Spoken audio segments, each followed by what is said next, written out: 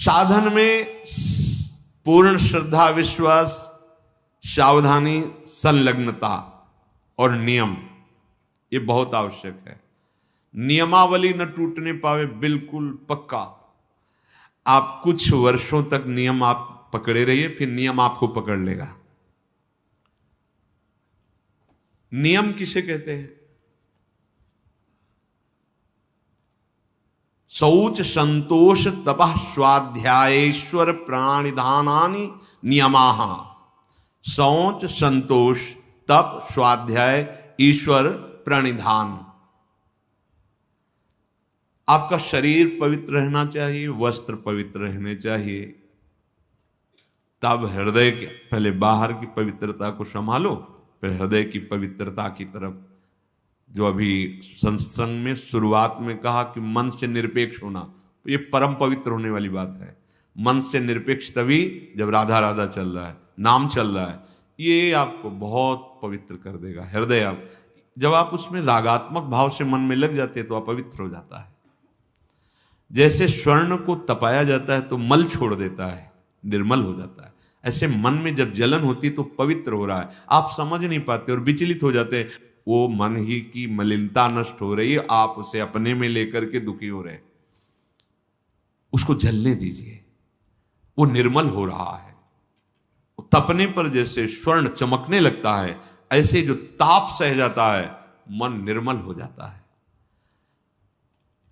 तन को पवित्रता से युक्त रखे तो मंत्र और नाम आप देखिए स्वतः बहुत जल्दी जल्दी आपकी उन्नति होगी। ये अपवित्रता है।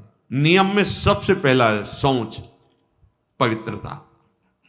आपका उठना बैठना, खाना पीना, देखना सुनना, चलना फिरना भगवत स्मरण करते हुए पवित्र भाव से, और शरीर को भी पवित्र रखना। देखो जिनको ऐसा सौभाग्य नहीं मिला है, गृहस्थी में नाना प्रकार के कार्यों में रत हैं, तो अपवित्रो वा सर्वावस्थांगतो विवा, जैसी भी स्थिति में हो तुम राधा राधा बोलो, पर आपको तो सौभाग्य मिला हुआ है कि आप हर समय असंग और पवित्र रह सकते। तो लाभ लीजिए और उस लाभ को जगत मंगल के लिए प्रभु के चरणों में अर्पित कीजिए। आपके लिए तो बहुत बढ़िया अवसर मिल गया है। आपका पवित्रता पर ध्यान होना चाहिए, आपका शरीर पवित्र होना चाहिए, आसन पवित्र होना चाहिए।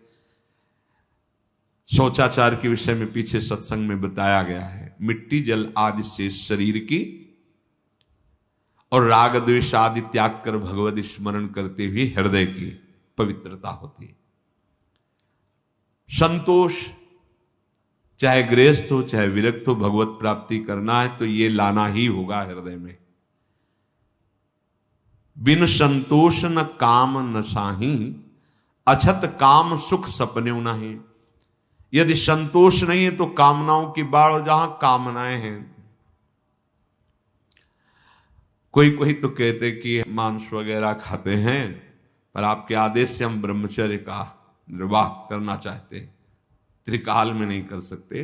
राक्षसी भोजन पाओगे और तुम ब्रह्मचारी बनोगे, तुम आसुरी प्रवृत्ति धारण करोगे, और सच्चिदानंद में बिना चित्त जोड़े तुम इन दिव्य व्रतों का पालन कर सकते हो? कदापि नहीं।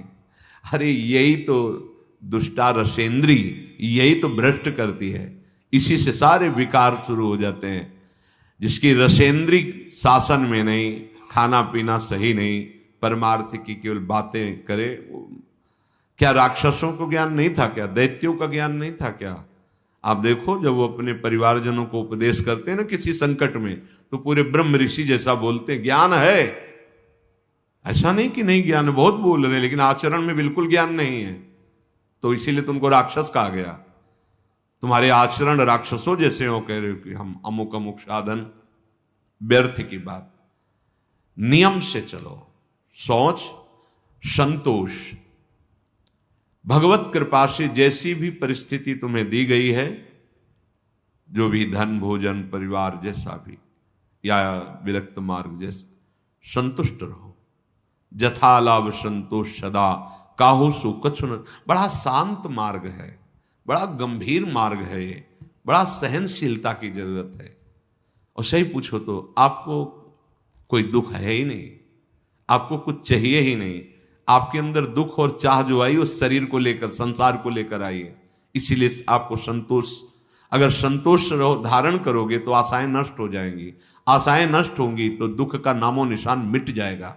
आशा ही परमम दुखम, नैराश्यम परमम सुखम। जैसी भी प्रभु ने परिस्थिति दी, जो भी आपके पास, वो भगवत कृपा से उसी में संतुष्ट रहना सीखो। तीसरा, तपह, तपस्या। अब भगवत मार्ग में जो आपको नियमावली दी गई है उसके पालन में प्रमाद नहीं होना चाहिए। ये भगवत कृपा से जो भी सच्चे मार्ग का पथिक है उसमें देखने को मिलेगा। कैसी भी दुखद परिस्थिति हो, नियम इतना बड़ा बलवान होता है कि वो अपने आप उसे समय से, ये पक्का, आप पहले नियम पकड़ो फिर नियम आपको पकड़ लेगा। भारी से भारी कठिन परिस्थिति में भी नियम में बड़ा बल है। वो अपने आप दिनचर्या को, जिसकी आसक्ति हो गई दिनचर्या में, वही उत्तम उपासक है। अगर 3 बजे से आपकी दिनचर्या है तो 2:45 बजे आप आके बैठ गए। 6 बजे जाना है तो 6 के बाद प्रणाम करके सबसे नाम जप करते थे। ऐसा नहीं कि हम फिर 4:30 बजे आ जाते हैं, 1 घंटा गए तो हम हैं। ये दिनचर्या नहीं, ये प्रमाद है। जिस समय जो आपकी दिनचर्या बन रही है, देखो आजीवन 2 बजे नींद त्यागने का गुरुदेव ने बचपन में अभ्यास बना दिया। समीप ही वो आप तखत पे शयन करते, समीप उठे, उठ, देख देख, उठ, 2 बज गए, माला ले, बैठ जा। जी महाराज जी। वो आप बैठे ऐसे और नीचे, गुरु कृपा से आज तक कष्ट हो या कुछ भी हो, जो दिनचर्या है वो दिनचर्या है। वही दिनचर्या हमारा भगवान है, दिनचर्या ही हमारा स्वरूप है, दिनचर्या ही हमारी तपश्चर्या है। उसके लिए प्रमाद नहीं होता। अगर शरीर में जान है तो दिनचर्या में बाधा नहीं पड़। देखो बड़े बड़े सिद्ध महापुरुषों की देखो, श्री सनातन गोस्वामी जी वृंदावन से गिरिराज जी की परिक्रमा रोज लगाने जाते। जब वयोवृद्ध हो गए तो गिरिराज जी में लालजू महाराज प्रकट हुए और कहा, बाबा देखो हम तो हर समय आपके मानस पटल पर छाए रहते हैं, आपका शरीर वयोवृद्ध हो गया, आप काहे को आते हो? अब आपको परिक्रमा की क्या जरूरत है? अब मत आया करो। जी। दूसरे दिन फिर पहुंचे। लालजू ने कहा था बाबा क्यों आ गए आप? हमें पीड़ा होती है, आपका बहुत वृद्ध शरीर। प्रभु रहा नहीं जा रहा है, उस शरीर का एक अभ्यास बन गया, रहा नहीं जा रहा है। तो वो आज भी श्री राधा दामोदर जी में चरण चिन्ह, गौ का खुर, बंसी, लकुट, ये चिन्ह रख के दिए कि आप वहीं 4 परिक्रमा कर लो, पूरी गिरिराज जी की परिक्रमा का स्वरूप हो जाएगा। हमारी बात मान लो, हमारी प्रार्थना मान लो। प्रभु कह रहे हैं जब आप अपने समय, तो जो आपको कष्ट मिल रहा है, तपश्चर्या किसे कहते हैं? जो आपको कष्ट सहन करना पड़ रहा है। मान लो 2 बजे किसी को नींद ना आती हो तो 2-3 बजे तो आ ही जाएगी। 4, 5, 6 आराम से सो, ठंडा मौसम हो जाता है, बढ़िया। नहीं, यहाँ 1:30 बजे से शुरू हो गया है। अब जो नींद का समय तो इसमें जा रहा है। अब ये जो कष्ट आपको सहना पड़ रहा है, ये आपकी भारी तपस्या हो रही है, आपके दुष्कृत नष्ट हो रहे हैं रोज का रोज आप। और हम सिद्ध महापुरुषों को देखा है, ये 2 बजे की दिनचर्या बड़े बड़े सिद्धों में देखी। शैनपुर में तो स्वामी श्री मग्नानंद 2 बजे पूरा परिकर सहित 2 बजे। अरे भगवत प्राप्ति के लिए जीवन मिला, सोने के लिए थोड़ी मिला है। थोड़ी देर विश्राम कर लिया, लग गए दिनचर्या में। जब ज्यादा शिथिलता हुई तो दिन में 1-8 घंटा विश्राम कर लिया। भगवत प्राप्ति करनी है, यहाँ सो के समय थोड़ी गंवाना है, यहाँ भोगों की भूल भुलैया में थोड़ी फंसना है। प्रभु के पास चलना है, अपने स्वरूप में स्थित होना है। तो जो आपको नियम मिला है उसमें, वो नियम ही क्या जिसका निर्वाह न करो। और निर्वाह करने में तो कष्ट मिलता ही है। नियम पूर्वक कोई कार्य किया जाए तो फिर कष्ट कोई परवाह नहीं की जाती है। और कष्ट ना हो तो नियम कैसा? नियम का वही मतलब है कि कितना भी कष्ट आवे, आपका नियम नहीं टूटना चाहिए। साधक की ऐसी दिनचर्या होनी चाहिए इस समय, हाँ इस समय तो सत्संग में होंगे, इस समय तो श्रृंगार में होंगे।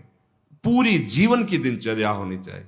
आप पूज्य सदगुरुदेव भगवान 25-26 वर्ष से तो वही दिनचर्या देख, उतनी दिनचर्या, वही राइट टाइम, कोई उत्सव सेवा बधावा में समय का थोड़ा परिवर्तन, दिनचर्या वही। सहचरी भाव के रस का रसास्वादन कराने वाले महापुरुष, दिनचर्या वही। अगर हमारी दिनचर्या ठीक नहीं तो ब्रह्मचर्य ठीक नहीं है, दिनचर्या ठीक नहीं तो प्रमाद स्थिति है, दिनचर्या ठीक नहीं तो आपका भगवत प्राप्ति लक्ष्य नहीं बना है। नहीं तो दिनचर्या में आपका कोई भी गुंजाइश, दिनचर्या पर बिल्कुल। कृष्णाश्रम स्वामी जी बड़े बड़े महात्माओं को देखा है, बिल्कुल सुई की, घड़ी की सुई की नोक में दिनचर्या, 1 मिनट का अंतराय रहे, वो मन को अपने वश में कर लिए, इंद्रियों को वश में कर लिए। अपने नियम पालन में, धर्म पालन में, साधन मार्ग में जो कष्ट मिलता है, शीत उष्ण मान अपमान, इन सबको सहना, यही तपस्या है।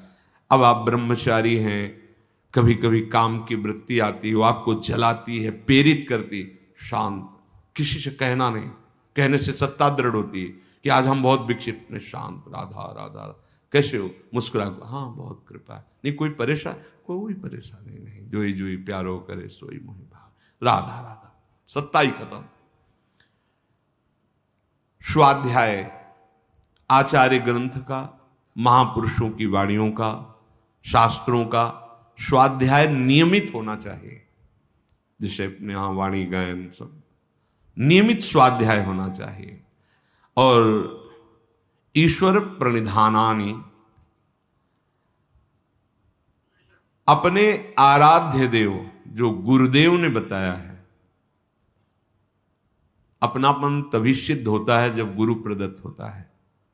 अपनी मान्यताएं बदलती रहती हैं, लेकिन गुरु प्रदत्त, जैसे अपने को गुरुदेव भगवान ने दिया कि हमारे आराध्य देव श्री श्यामाजू, और श्यामाजू का सुख श्री लालजू महाराज, लालजू के प्राण श्री लाडली जू, तो लाडली जू के महासुख वर्धन करने के लिए उनके प्राणनाथ श्री लालजू में अद्भुत प्रीति, अद्भुत प्रीति, तद्भावोत्सवता परम भवतु में तत्प्राणनाथ है। हमारी युगल उपासना ऐसी है, गोरे चरणारविंद की ठसक और युगल का उपासन।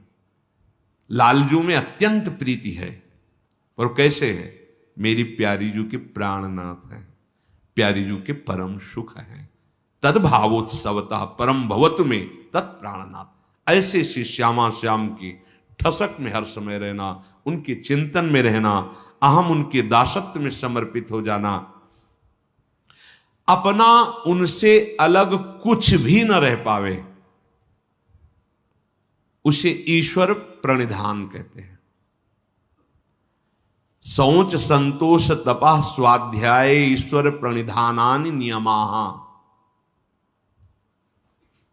प्रिया प्रीतम से संबंधित सब कुछ है, कुछ भी ऐसा अलग नहीं होना चाहिए। अपने आप महात्मा हो गए, देख लो, कुछ भी ऐसा नहीं खाएंगे जो प्रियाजू को अर्पित न करें, कुछ भी ऐसा नहीं पिएंगे जो प्रियाजू को अर्पित, कुछ भी जीवन में ऐसा नहीं होगा जिससे प्रियाजू का समर्पण ना हो। अभी सत्य मार्ग के पथिक बन जाओगे। कई लोग तो ऐसा करते हैं कि भोग लगाने के लिए अलग बनाते हो, अपने लिए अलग बनाते हैं, तो आपकी फिर बुद्धि कैसे प्रभु में तन्मय कैसे होगी? तुम अपनी रसेंद्री को तृप्ति करने के लिए अगर भाव रखते हो तो उपासना क्या, ये थोड़ी कि प्रभु भूखे बैठे हैं उनको पवा दो। अरे विश्वंभर सारे जगत का भरण पोषण करते हो, आपका केवल भाव पाते हैं।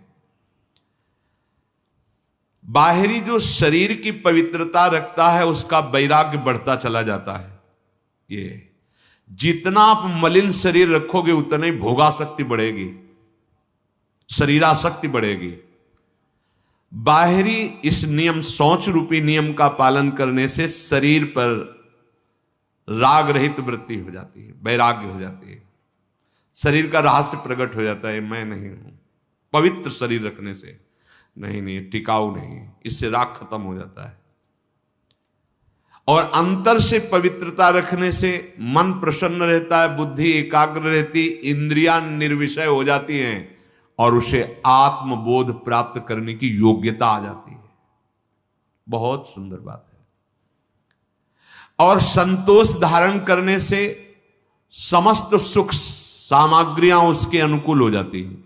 रात से देखो, कामना करने से भटकना पड़ेगा और संतोष धारण कर लो तो सारे सुख वैभव आपके समीप आ जाएंगे। संतोष की सिद्धि यही है। और जो अपने मार्ग में चलने वाले कष्ट को सहता रहता है, तप उससे अणिमा लघिमा महिमा दूरदर्शन दूर श्रवण की सिद्धियां अपने आप प्राप्त हो जाती है। ये कोई इस बात में न रहे कि मैं इतना कष्ट सह रहा हूं, इसका मतलब क्या वो बड़ा सुखी हो रहा है। ये हम अंदर की बात बता रहे हैं, बहुत ध्यान से समझना। अगर आप कुछ मिनट भजन कर लिए, कुछ मिनट पाठ कर लिए, ठाकुर सेवा कर लिए, कोई परेशानी आपको नहीं। और अगर आपने सोच लिया है कि निर्विषय होकर भगवत प्रेम में डूबेंगे या मोक्ष पद प्राप्त करेंगे, अब होश में रहना। भगवत प्राप्ति के लिए अभी सब ये दुश्मन बिल्कुल तैनात हो जाए। अच्छा निकलना चाहता है, अब एक एक आपके अब सहनशील आशय उदार धीरज सहित विवेकी अब युद्ध प्रारंभ होने जा रहा है। उनके लिए युद्ध थोड़ी होता है। 2-4 माला की आरती पूजा, खाए पिए मौज मस्ती, फिल्म देख रहे हैं, सब बैलेंस बन के चल रहा है। मन काय को मन जान रहा है, तुम्हारे अंदर चाह ही नहीं पैदा हो सकती भगवत प्राप्ति की। भोगेश्वर प्रसक्ता नाम, जहां भोग में आ सकती है, चित्त का अपहरण है भोगों में। 2-4 माला बढ़िया है, प्रायः ऐसा ही भजन अच्छा लगता है। लेकिन निर्विषय होकर कष्ट सहते हुए नियमावली का पालन करते हुए भजन, ये उसको कह रहे, ये भागवतिक सिद्धियां हैं। अणिमा लघिमा महिमा गरिमा दूरदर्शन दूर श्रवणेन्द्री, ये सब सिद्धियां उसका वर्ण कर लेती हैं। जो ये अपने मार्ग में अपनी दिनचर्या में बिल्कुल फर्क नहीं डालता और सहन करता हुआ किसी से कुछ नहीं कहता, आगे बढ़ता रहता है। भगवान बड़े कृपालु हैं। अगर आप इन बातों को मान लेंगे तो कृपा करके आपकी जलन शांत कर देंगे। समय का इंतजार करो, बहुत आनंद देंगे। आप रो रो के कहोगे कि आप जैसा कृपालु कोई है नहीं। जो नित्य स्वाध्याय करता है तो इष्ट दर्शन की योग्यता उसके अंदर आ जाती है। 84 हरिवंश कृत पढ़े सुने निशिभोर, छुटी 84 भ्रमंते निरखय जुगल किशोर। नियम पूर्वक। और जो ईश्वर प्रणिधान है वो आगे चलकर समाधि स्थिति प्रदान कर देता है। ईश्वर प्रणिधान कोई भी वस्तु, व्यक्ति, स्थान, कोई भी वृत्ति प्रभु से अलग नहीं है। सब प्रभु में समर्पित, दृढ़ निष्ठा अपने आराध्य देव की, तो चलते फिरते समाधि लगने लगती है। भाव में एकदम तन्मय है। शरीर से क्रियाएं हो रही या निष्क्रिय, उससे कोई मतलब नहीं। स्वामी जी महाराज इसी समाधि के लिए कह रहे हैं, आओ समाधि भीतर, चित्त न डुलाए तो। अगर इतुत चित्त डुलाए तो अगला जन्म हो जाएगा। आओ श्यामा श्याम के चरणारविंद के चिंतन में, उनकी लीला गायन में, उनकी लीला चिंतन में, ऐसा जहां सौंदर्य रूप, ऐसा जहां प्रेम रस बरस रहा है, वो कुंज निकुंज झलकने लगेगा। भारी समाधि स्थिति है। उपासक को चाहिए, जिसका शरीर रोगी है, वयोवृद्ध है, उनके लिए बात नहीं कह रहे। यदि आप जवान हैं, आपका शरीर स्वस्थ है, तो आसन पर बैठना सीखें। बहुत जरूरी है इंद्रिय संयम के लिए, मनोनिग्रह के लिए, और शरीर की जो वायु है उसको पचाने के लिए। अब नौजवान हैं, कोई रोग नहीं है, कुर्सी में बैठे भाई कैसे बनेगा? आपकी वृद्धावस्था है, आपकी टांगें दर्द कर रही, घुटने दर्द कर रहे हैं, कमर दर्द कर रहे हैं, गृहस्थी से आए हो, बैठो। आप बाल ब्रह्मचारी हैं, भगवत मार्ग के पथिक हैं, या आप गृहस्थ से संयम पूर्वक रहकर आए, तो कुर्सी सुख आसन पर बैठने की चेष्टा ना करें। एक आसन पर बैठे, एक आसन सुखासन से लगा लिया, शांत बैठे, उससे आपके शरीर में जो पीड़ा होगी वो वायु पचेगी। जैसे जैसे वायु पचेगी शरीर हल्का होता चला जाएगा, शरीर राग हल्का होता चला है, विस्मरण होने लगेगा शरीर का। शांत, जहां हाथ रख दिए, गंभीरता, शांति, स्थिर भाव तक कम से कम 48 मिनट, 48 मिनट एक स्थिति में बैठे। अरे साहब, कई कई घंटे का पद्मासन या सिद्धासन।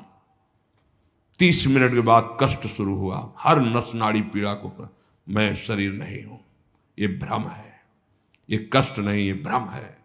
थोड़ी देर बाद शून्य, शून्य के बाद शांत, अब बैठे रहो आराम से।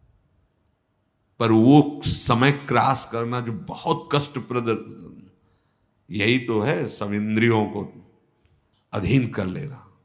शांत, हर नस नाड़ी शुद्ध वायु, जो वायु दोष पैदा करने वाली, वो भस्म हो जाती है उससे।